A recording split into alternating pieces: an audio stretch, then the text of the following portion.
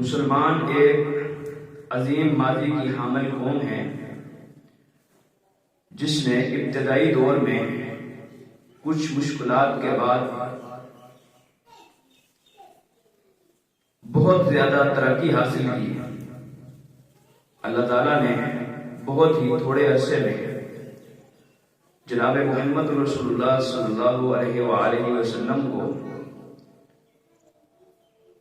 ان کے دشمنوں پر فتح عطا فرمائی، اور اسی طرح سے پھر خلافت راشدہ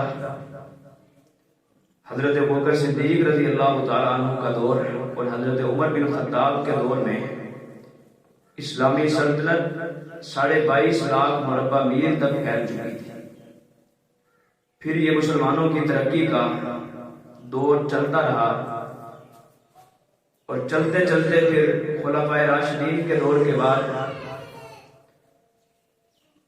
اموی دور آیا، اور اس کے بعد عباسی دور، پھر خلافت عثمانی قائم ہوئی۔ اس طرح سے مسلمانوں نے بہت سارے علاقے فتح کیے، بہت ساری فتوحات حاصل کی، اور بے شمار لوگ دائرہ اسلام میں داخل ہوئے، اسلام کو غلبہ ملا۔ یہ معاملہ چلتا رہا، مسلمان ترقی حاصل کرتے گئے۔ 1200 سال تک مسلمانوں نے بے شمار فتوحات حاصل کی، جس کی نصیر جو ہے وہ برصغیر پر مسلمانوں کی حکومت، اس کی اگر ہسٹری اور تاریخ پڑھے تو بہت عرصہ مسلمانوں کی برصغیر میں حکومت رہی۔ پھر آہستہ آہستہ مسلمان جو ہیں وہ زوال کی طرف جانا شروع ہو گئے، اور آج کے اس دور میں ابھی تقریباً 200 سال اگر کہا جائے تو یہ بہت زیادہ عرصہ نہیں ہے۔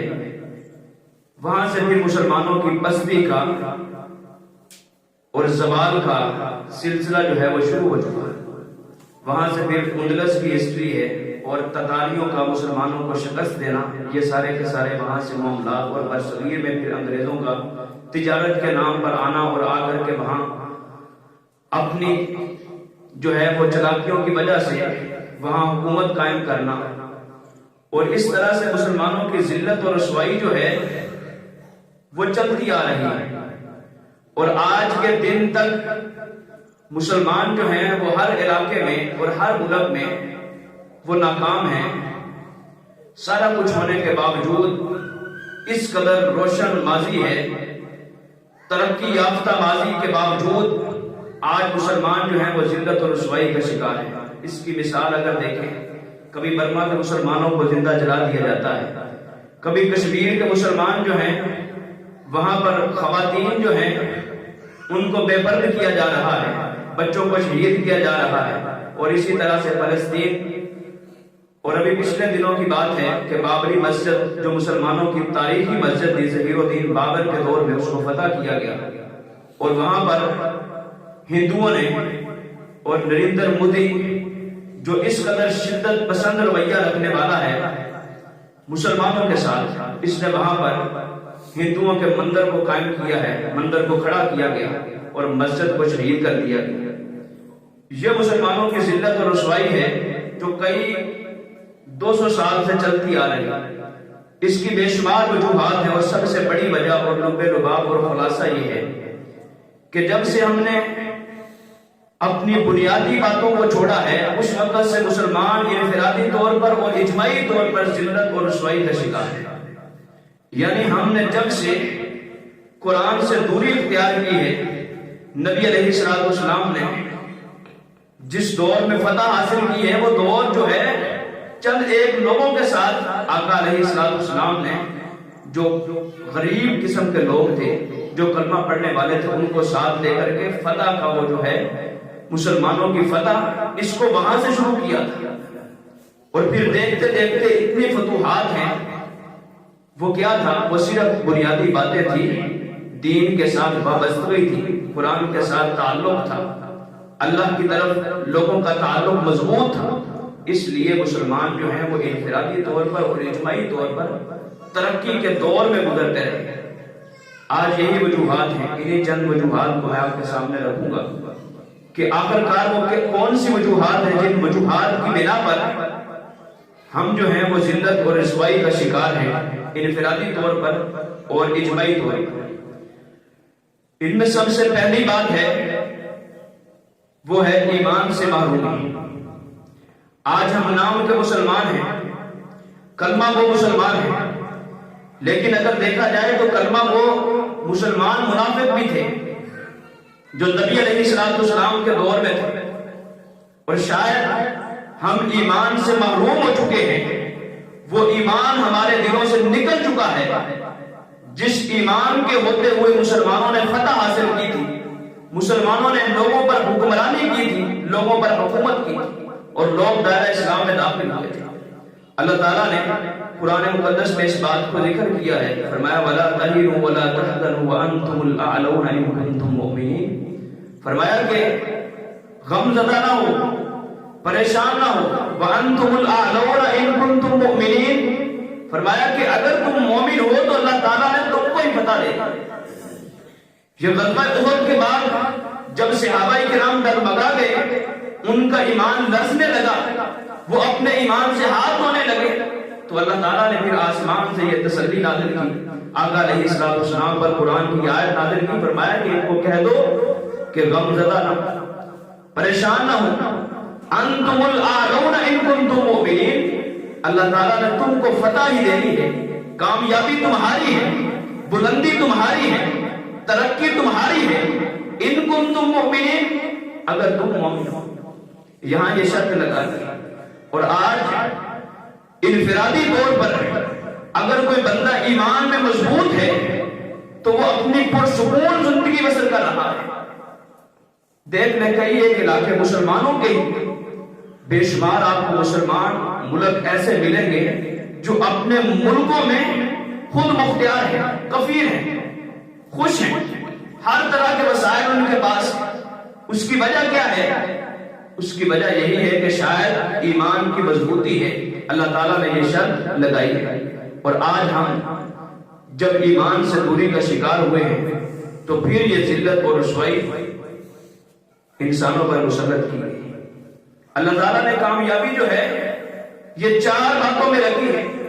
قرآن کی ایک چھوٹی سی سورت ہے، اور اس سورت کے متعلق صحابہ کرام بیان فرماتے ہیں کہ ہم ایک دوسرے کو ہر وقت یہی نصیحت اور وصیت کرتے ہیں۔ بالکل چھوٹی سی سورت ہے، اور اس سورت کو ہم تلاوت کر کے ایک دوسرے کو سناتے کہ دوسرے کی یاد دہانی ہو جائے۔ اللہ تعالیٰ نے قسم اٹھائی ہے، بل ان الانسان لفی خسر، فرمایا کہ زمانے کی قسم ہے، زمانہ چلتا جا رہا ہے، ان الانسان لفی خسر، انسان جو ہے یہ خسارے میں ہے۔ خسارے میں کس طرح سے؟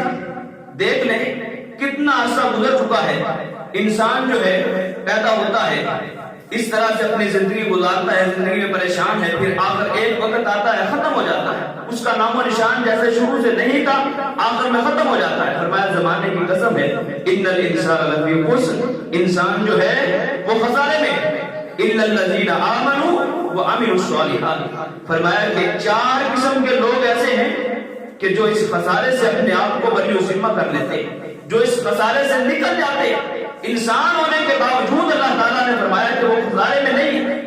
وہ کون سے ہیں؟ فرمایا الا الذین آمنوا وعملوا الصالحات، وہ ایمان والے ہیں جو ایمان کے بعد نیک اعمال کرتے ہیں، ایمان کے بعد نیک اعمال، وتواصوا بالحق وتواصوا بالصبر۔ فرمایا کہ ہمیشہ حق کے ساتھ ملے رہتے ہیں، حق کی لوگوں کو تلقین کرتے ہیں، حق کی لوگوں کو نصیحت کرتے ہیں، حق کی لوگوں کو وصیت کرنے والے، وتواصوا بالصبر، اور مشکلات کو، تکلیفوں کو، آفات کو، ہر آزمائشوں کو جو ہے وہ صبر کے ساتھ اس کو برداشت کرتے ہیں۔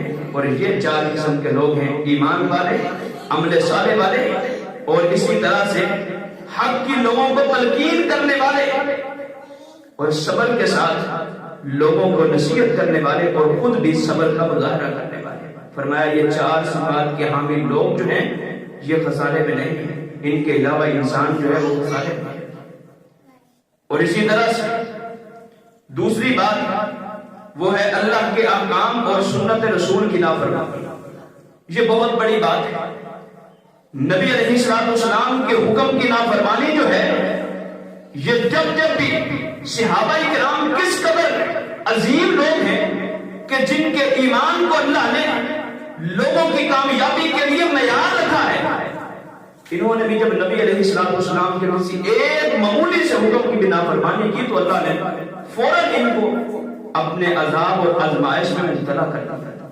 اس کی زندہ مثال جو ہے وہ غزوہ احد کی جو شکست ہے، یہ صرف اور صرف نبی علیہ السلام کے ایک حکم کی حکم عبوری تھی۔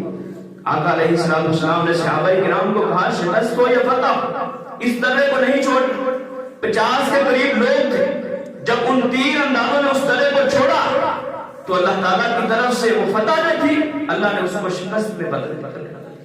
اور آج کے دور میں ہم مسلمان ہیں، اپنی زبان سے کلمے کا اعتراف کرتے ہیں، کلمے کا اقرار کرتے ہیں، مسلمان بھی ہیں، لیکن نبی علیہ السلام کی سنتوں کی کھلے عام مخالفت کریں اور ہم سمجھیں کہ شاید ہم جو ہیں وہ دنیا کے عذابوں سے اپنے آپ کو بچائے ہوئے ہیں۔ یاد رکھو جس دور میں نبی علیہ السلام کی مخالفت ہوتی ہے اللہ تعالیٰ کی طرف سے آزمائشیں مسلمانوں پر انفرادی طور پر اور اجماعی طور پر آتی ہیں۔ قرآن میں اللہ تعالیٰ بیان فرماتے ہیں لَعِنَ الَّذِينَ كَفَرُوا مِن بَنِي إِسْرَائِيلَ عَلَى لِسَانِ دَاوُودَ وَعِيسَى ابْنِ مَرْيَمَ ذَلِكَ بِمَا عَصَوْا وَكَانُوا يَعْتَدُونَ كَانُوا لَا يَتَنَاهَوْنَ عَن مُنكَرٍ مَا فَعَلُوهُ لَبِئْسَ مَا كَانُوا يَعْمَلُونَ۔ اللہ تعالیٰ فرماتے ہیں کہ بنی اسرائیل میں سے کچھ کافروں پر حضرت داؤد اور حضرت عیسیٰ بن مریم علیہ السلام کی زبان کی اللہ تعالیٰ نے لعنت کروائی۔ حضرت داؤد نے بھی لعنت کی، حضرت عیسیٰ بن مریم نے بھی کچھ بنی اسرائیل کے کافروں پر لعنت کی۔ وہ لعنت کی وجہ کیا تھی؟ ذَلِكَ بِمَا عَصَوْا وَكَانُوا يَعْتَدُونَ، فرمایا یہ اس لیے تھی کہ وہ زیادتی کرتے تھے، نافرمانی کرتے تھے، اللہ کے حکم کی نافرمانی، وَكَانُوا يَعْتَدُونَ، اور حد سے تجاوز کرنے والے تھے۔ اللہ نے ایک حد مقرر کی ہے کہ اس حد میں رہنا ہے، دین کے دائرہ میں رہتے ہوئے اپنے آپ کو رکھنا ہے اور وہاں زندگی بسر کرنی ہے۔ فرمایا کہ وہ اس حد سے تجاوز کرنے والے تھے۔ وَكَانُوا لَا يَتَنَاهَوْنَ عَن مُنكَرٍ فَعَلُوهُ، اور ان کا ایک رویہ کیا تھا؟ لا يتناهون عن منکر، لوگوں کو برائی سے نہیں روکتے تھے، جس کو برائی کرتا ہوا دیکھتے اس کو چھوڑ دیتے۔ اور آج دیکھ لیں گہما گہمی کا دور ہے، انفرادی طور پر لوگ جو ہیں وہ کس قدر اپنے آپ کو کمزور سمجھتے ہیں، حقیر سمجھتے ہیں۔ ایک مومن بندہ جو ہے اس کا ایمان مضبوط ہوتا ہے، ہم حق بات، سچ بات، کسی کی غلط بات اس کو اس کے منہ پر کہنے والے نہیں، یہ ایمان نہیں ہے۔ کسی کی غلطی کو اس کے منہ پر اس کے سامنے کہنا، کسی غلط کو غلطی پر روکنا، یہ ایمان کی نشانی ہے۔ اور جو بندہ کسی کی غلطی کو نہ کنڈیم کرے، نہ اس کو نوٹ کرے، نہ اس کو اس غلطی سے روکے، تو یاد رکھو یہ اللہ اور اس کے رسول کی لعنت کا باعث بنا۔ اور اسی طرح سے فرمایا لَبِئْسَ مَا كَانُوا يَعْمَلُونَ، فرمایا کہ بہت برا ہے جو وہ عمل کرتے تھے۔ اور اسی طرح سے ایک جو کمزوری ہے مسلمانوں کی ذلت اور رسوائی کی، وہ ہے ترک قرآن، قرآن مقدس کو چھوڑ کر۔ اللہ تعالیٰ نے قرآن مقدس میں اس بات کو ذکر کیا ہے اور فرمایا وَقَالَ الرَّسُولُ يَا رَبِّ إِنَّ قَوْمِي اتَّخَذُوا هَذَا الْقُرْآنَ مَهْجُورًا، فرمایا کہ کل قیامت کے دن جو ہے اللہ کا رسول وہ خود شکوہ کرے گا، اتخذوا هذا القرآن مہجورا، اے اللہ میری قوم نے اس قرآن کو چھوڑ دیا تھا۔ جب لوگوں کے بارے میں فیصلہ ہوگا تو اللہ کے رسول خود شکوہ کریں گے۔ اللہ نے پہلے سے اس بات کو ذکر کر دیا کہ اللہ کا رسول خود اللہ کی عدالت میں یہ شکوہ کرے گا، اے اللہ اتخذوا هذا القرآن مہجورا، لوگوں نے قرآن کو چھوڑ دیا تھا۔ اور قرآن کو آج دیکھ لیں، حافظ ابن قیم نے اس کی بے شمار صورتیں ہمارے سامنے رکھی ہیں۔ اور ذکر کی ہے کہ قرآن کو چھوڑنے کی صورتیں کیا ہے. سب سے پہلی صورت ہے وہ ہمارے معاشرے میں دیکھ لیں، قرآن کو پڑھا جاتا ہے، سنا جاتا ہے، لیکن اس پر عمل نہیں کیا جاتا. یہ عمل کنہوں نے کرنا ہے؟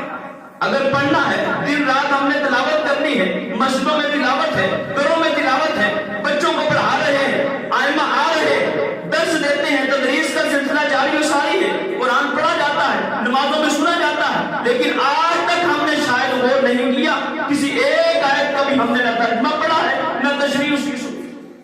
اگر سنی ہے تو سن کر کے ایک کان سے سنی، دوسرے کان سے اس کو نکال دیا. عمل کس نے کرنا تھا؟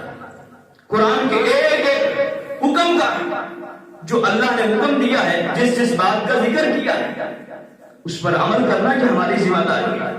اور قرآن کو ترک کرنے کے حوالے سے یہی بات کافی ہے کہ قرآن کی تلاوت جو ہے یہ ہمارے دلوں کو، ہمارے ذہنوں کو مشغول نہیں کرتی.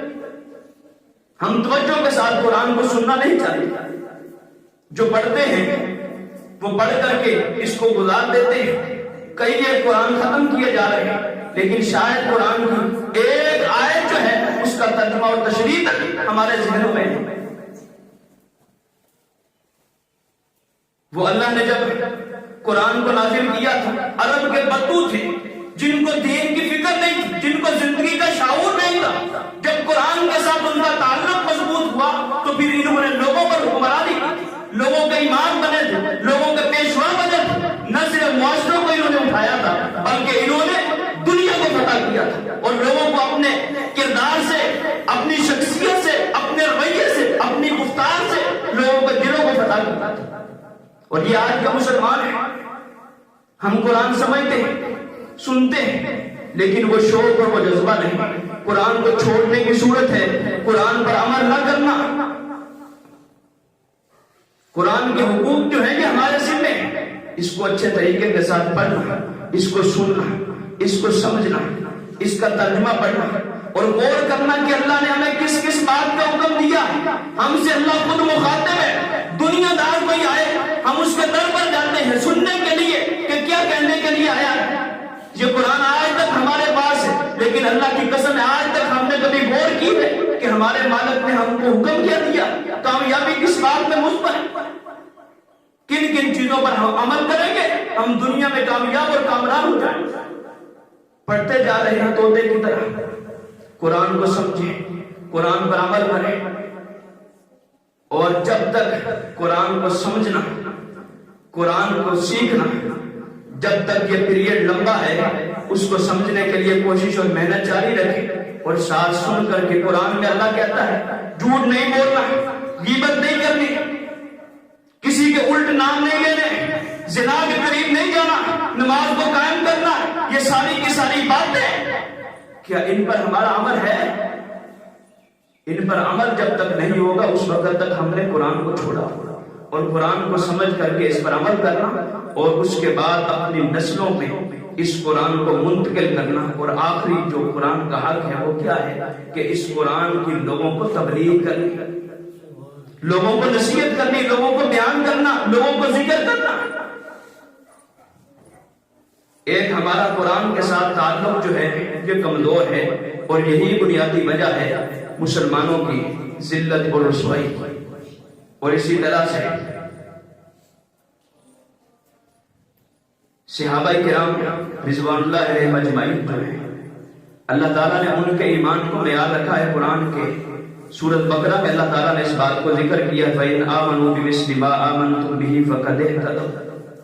فرمایا اے میرے صحابہ، جیسا تمہارا ایمان ہے قیامت کے دن تک جتنے بھی مسلمان تمہارے ایمان جیسا ایمان لائیں گے تو وہ کامیاب ہیں.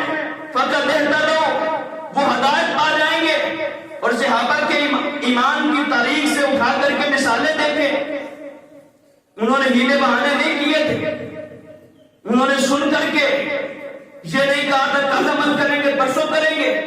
جائیں جا کر کے پوچھیں صحابہ کرام سے. حضرت انس بیان کرتے ہیں کہ مدینہ کے اندر شراب جو ہے وہ پی جا رہی تھی، بنائی جا رہی تھی، سارا کچھ کیا جا رہا ہے، فروخت کی جا رہی ہے.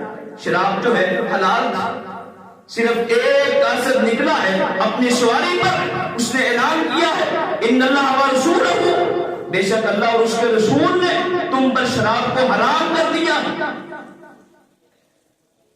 اور صحابہ کرام کا عمل کیا تھا؟ جنہوں نے پی تھی انہوں نے کہہ کر الٹی کے ذریعے شراب کو نکال دیا۔ یہ نہیں کہا ہمارے کاروبار ہے یہ فروخت کر لیں اس کے بعد ختم کر دیں گے۔ مدینے کی گلیوں میں شراب کے چشمے بہ رہے تھے جب اللہ کے رسول نے حکم دیا کہ اللہ نے شراب کو حرام کر دیا۔ صحابہ کرام نے انڈیل دی، یہ نہیں دیکھا ہمارا خرچ ہوا ہے، ہمارا کاروبار ہے، ہمارا بزنس ہے، آج پی لیں، آج فروخت کر لیں، کل کے بعد اس کو چھوڑ دیں گے، یہ ہے ان کا ایمان۔ لیکن دوسری طرف ہمارا ایمان ہے، اور ہمارے ایمان کو کبھی ان کے ایمان پر پرکھ کر کے دیکھیں۔ جب نبی علیہ السلام پر قرآن میں پردے کی صورت جو ہے وہ آیت نازل ہوئی، خواتین کے متعلق آتا رات کے وقت نبی علیہ السلام نے حکم جاری کیا ہے، رات کے وقت، اور ساری رات جاگ کر کے انہوں نے اپنی لمبی چادریں بنائی کہ اللہ کا حکم ہے پردہ۔ صبح فجر کی نماز کے وقت اپنی چادریں اوڑھ کر کے نماز کے لیے نکلی تھی۔ یہ نہیں کہا کہ صبح ایسے چلی جائیں گے اس کے بعد پردے کا اہتمام کیا جائے گا، یا کل کی نماز بعد جماعت چھوڑ دیتی ہے اس کے بعد جب پردے کا اہتمام ہوگا پھر نماز کی پابندی کریں گے۔ یہ تھا ان کا ایمان، اسی لیے اللہ نے ان کے ایمان کو معیار رکھا ہے، اور ہمارے لیے بھی ان کا ایمان جو ہے وہ قابل رشد بھی ہونا چاہیے اور قابل عمل بھی ہونا چاہیے۔ اپنے ایمان کو ان کے ایمان پر پرکھنا یہ آپ کی اور میری ذمہ داری ہے۔ اور اسی طرح سے ایک بات جو ہے وہ ہے اپنی منمانی کرنا۔ یاد رکھو دنیا میں ذلت اور رسوائی کے لیے یہی بات کافی ہے، اللہ نے قرآن میں اس بات کو ذکر کیا ہے، اور یہ ذلت اور رسوائی کی ایک نذیر ہے، مثال ہے ہمارے معاشرے میں۔ فرمایا افتؤمنون ببعض الکتاب وتکفرون ببعض فما جزاء منکم ذلک الا خزي فی الحیاۃ الدنیا ویوم القیامۃ یردون الی اشد العذاب وما اللہ بغافل عما تعملون۔ فرمایا کہ کتاب میں سے کچھ کے ساتھ ایمان لاتے ہو اور بعض کو چھوڑ دیتے ہو۔ فما جزاء من یفعل ذلک منکم الا خزي، فرمایا کہ دنیا کی رسوائی ہے اس بندے کے لیے جو یہ عمل کرتا ہے۔ آج دیکھ لیں جھوٹ جہاں آپ کا اور میرے فائدے کا ہے ہم بولتے ہیں، جہاں ہمیں خسارہ ہے اس خسارے سے نجات حاصل کرنے کے لیے جھوٹ بولتے ہیں، لوگوں کو بتلاتے ہیں کہ جھوٹ سے اللہ نے منع کیا، نمازیں پڑھ رہے ہیں، اس میں ہمیں کسی قسم کی کوئی پریشانی نہیں، نمازیں پڑھتے ہیں، اس پر ایمان ہے، اس حصے کے ساتھ ایمان ہے کہ نماز پڑھنا اللہ کا حکم ہے، جن باتوں سے اللہ نے روکا ہے ان باتوں سے رکنا ہم اس کو چھوڑ دیتے ہیں۔ افتؤمنون ببعض الکتاب وتکفرون ببعض، بعض کو پکڑ لیتے ہو اس پر عمل کرتے ہو اور بعض کتاب کو چھوڑ دیتے ہو اس پر عمل نہیں کرتے۔ فرمایا کہ جو بندہ یہ عمل کرتا ہے وہ دنیا میں اللہ تعالیٰ اس کو ذلت اور رسوائی کا نشانہ بنا دیتا ہے۔ ثم یردون الی اشد العذاب، فرمایا قیامت کے دن اللہ تعالیٰ اس کو سخت ترین عذاب کی طرف وارد کرے گا۔ اور ایک وجہ یہ بھی ہے آج ہمارے معاشرے میں کہ ہم جو ہیں وہ کچھ حصے کو لے لیتے ہیں اس پر عمل کرتے ہیں اور کچھ حصے کو چھوڑ دیتے ہیں۔ یہ بھی ہماری کمزوری ہے، ہماری غلط فہمی ہو سکتی ہے، اور یہ ہمیں یہ نہیں پتا کہ یہ مسلمانوں کی ذلت اور رسوائی کا سبب ہے۔ اور اسی طرح سے ایک وجہ وہ ہے اتحاد کا فقدان، اتحاد کا فقدان ہے۔ مسلمانوں نے جب فتح حاصل کی ہے تو مسلمان متحد تھے، مسلمانوں نے جب حکومت کی ہے، جب لوگ دائرہ اسلام میں داخل ہوئے تو مسلمان متحد تھے۔ آج 2.25 ارب کے قریب مسلمان ہیں، 58 اسلامی ملک ہیں، سارے کے سارے صاحب اقتدار ہیں، لیکن 2 مسلم ملک جو ہیں وہ آپس میں متحد نہیں ہو سکتے۔ ابھی پچھلے دنوں کی بات ہے کہ ایران نے پاکستان پر اٹیک کر دیا، پاکستان کے سرحد کو نشانہ بنا رہا ہے کون؟ اسلامی ملک ہے ایران۔ کلمہ ان کا بھی وہی ہے، نبی بھی وہی ہے، قرآن بھی وہ ہے، حدیث بھی وہ ہے، خود بھی مسلمان ہیں، اور یہاں بھی مسلم ملک ہے۔ اور جب دنیا میں جنگ کی صورتحال ہے وہاں فلسطین کے مسلمانوں کو آئے اور شہید کیا جا رہا ہے، کبھی 200 کبھی 400 کبھی 500، لوگوں کو شہید کیا جا رہا ہے، اور یہاں دو اسلامی ملک جو ہیں وہ آپس میں ایک دوسرے کے خلاف ہیں، اور یہاں انفرادی طور پر دیکھ لیں ہمارے معاشرے میں یہ اختلافات کی وجہ کیا ہے؟ نبی علیہ السلام کا فرمان موجود ہے، آقا علیہ السلام بیان فرماتے ہیں کچھ باتیں ایسی ہیں کہ جب میری امت کے لوگ ان باتوں کو اختیار کریں گے تو ان کے مقابلہ میں اللہ تعالیٰ کے عذاب کی کچھ صورتیں جو ہیں وہ لازم اور ملزوم ہو جائیں گے۔ سب سے پہلی بات آقا علیہ السلام فرماتے ہیں کہ جب بے حیائی، فحاشی، بریانی عام ہو جائے گی، اللہ تعالیٰ لوگوں میں طاعون اور اس جیسی بے شمار وباؤں کو نازل کر دے گا جس کا مسلمانوں نے پہلے کبھی نام تک نہیں سنا۔ دیکھ لیں یہ کورونا وائرس جو ہے جو آئی اور جس نے ہلاکتیں کی ہیں، پہلے کبھی نام سنا ہے؟ آج تک اس کا نام بھی لوگوں کے ذہنوں میں نہیں۔ اللہ تعالیٰ ایسی وبائیں کب نازل کرتا ہے؟ جب فحاشی، بریانی، بے حیائی عام ہو جاتی ہے۔ فرمایا جب میری امت کے لوگ جو ہیں وہ ناپ توڑ میں کمی کریں گے تو اللہ تعالیٰ ان پر معاشی پریشانیوں کو نازل کر دے گا، ان کی معیشت کو تنگ کر دے گا۔ جو ناپ میں کمی کرتا ہے، تولتے ہوئے کمی کرتا ہے، ناپ کر کے لوگوں کو کم دیتا ہے، وہ سمجھتا ہے شاید میں اس کے ساتھ نفع حاصل کر لوں گا، لیکن یہ نہیں پتا کہ نبی علیہ السلام نے فرمایا کہ جو بندہ ناپ تول میں کمی کرتا ہے اللہ تعالیٰ اس پر معیشت کی تنگی کو نازل کر دیتا ہے۔ اور تیسری بات آقا علیہ السلام فرماتے ہیں کہ جب لوگ اپنے مالوں کی زکات کو روک لیں گے اللہ تعالیٰ آسمانوں سے بارش کو روک لے گا۔ اور نبی علیہ السلام فرماتے ہیں اگر زمین پر کوئی درندہ نہ ہوتا، کوئی جانور نہ ہوتا تو اللہ تعالیٰ ایک قطرہ بھی بارش کا آسمانوں سے نازل نہ کرتا۔ آج دیکھ لیں کہ مسلمان اپنے مالوں کی زکات دیتے ہیں، سوال ہی نہیں پیدا ہوتا، فصلوں کا عشر تک نہیں دیا جاتا۔ ہم زکات سے عاری ہیں، مستثنا ہیں، اور پھر اللہ کی طرف سے ذلت اور رسوائی جو ہے یہ اس صورت پہ نازل ہوتی ہے۔ اور آگے آقا علیہ السلام فرماتے ہیں کہ جب لوگ اللہ اور اس کے رسول کے عہد و پیمان کو توڑیں گے تو اللہ تعالیٰ انہی میں سے ان کے دشمن کو ان پر غلبہ دے دے گا، ان کا دشمن ان پر مسلط ہو جائے گا، اور اللہ تعالیٰ جو کچھ بھی ان کے پاس ہوگا اس کو ان کے دشمن کے ذریعے یا وباؤں کے ذریعے، مصیبتوں تکلیفوں کے ذریعے ان کے مال کو بھی اللہ تعالیٰ چھین لے گا جب لوگ اللہ کے عہد و پیمان کو توڑیں گے۔ اور اسی طرح سے فرمایا کہ جب حکمران جو ہیں وہ کتاب اللہ کے مطابق فیصلے نہیں کریں گے، اللہ کی کتاب کا نفاذ نہیں ہوگا، دین اسلام کو نافذ نہیں کیا جائے گا، حکمران اس سے بری الذمہ ہوں گے تو اللہ تعالیٰ مسلمانوں میں اختلافات کو جنم دے دے گا، مسلمانوں میں اختلافات پیدا ہو جائیں گے، وہ اجماعی طور پر اور انفرادی طور پر۔ یہ چند ایک باتیں ان کو ہم نے ملحوظ خاطر رکھنا ہے کہ مسلمانوں کی ذلت اور رسوائی جو ہے یہ صرف اور صرف آپ کی اور میرے کچھ حرکتوں کی وجہ سے۔